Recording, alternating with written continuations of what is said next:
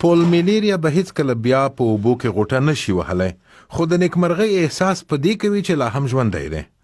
کورونا ویروس یې لومړی پر سږو برید وکړ او بیا یې پرې د 2 سکتو د ګزار لامل و.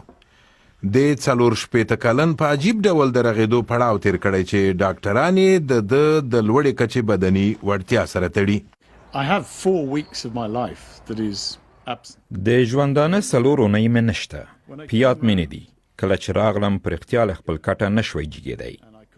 هیڅ شی مې نشوی لوستی، نو له فزیکي پلوه نیکمرغه یم. ښي اړخ کې مې لا یو څه ستونزه لرم، خو وړه ده. اوس لوست کولی شم، خو سخت دی. څه چې کوم له یاده مې وځي. یو څه مې کړي وي ناڅاپه مې له یاده ووځي چې څه وو. پول یوازې نه دی.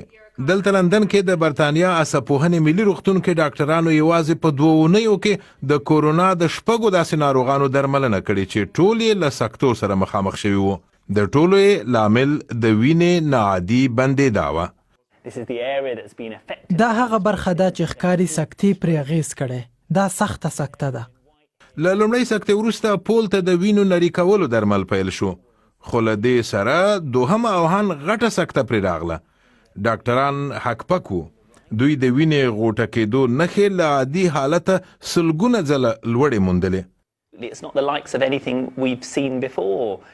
دا له هغو ډولونو نه دی چې موږ له دې مخکې سکتو کې لیدلي، په کره ډول د درملنې له مخې، په کره ډول د غوټه کېدو عامل له مخې. نه پوهېږم چې موږ د په کره ډول پوهېږو، خو له دې ناروغۍ په تړاو یو څه د وینې غوټه کېدو لوړې کچې توان لامل کېږي. په پښو، سږیو او مغز کې د وینې غوټه کېدو لامل کېږي چې موږ دلته لیدلي. سپوهان کورونا ناروغانو کې د مغزو خورا ډیر پړسوب هم ګوري. لامل دوی فکر کوي ویروس نه، د بدن خوندیتابه سیستم دی چې د دې ناروغۍ پر وړاندې غبرګون ښیي.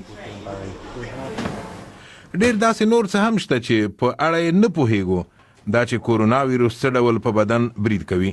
خو دا روښانه ده چې مغز له خطر سره مخامخ دی. د پول رغېدا کمسارې ده، نور بیا د رغېدو یونکې دومره نیکمرغه نه وي.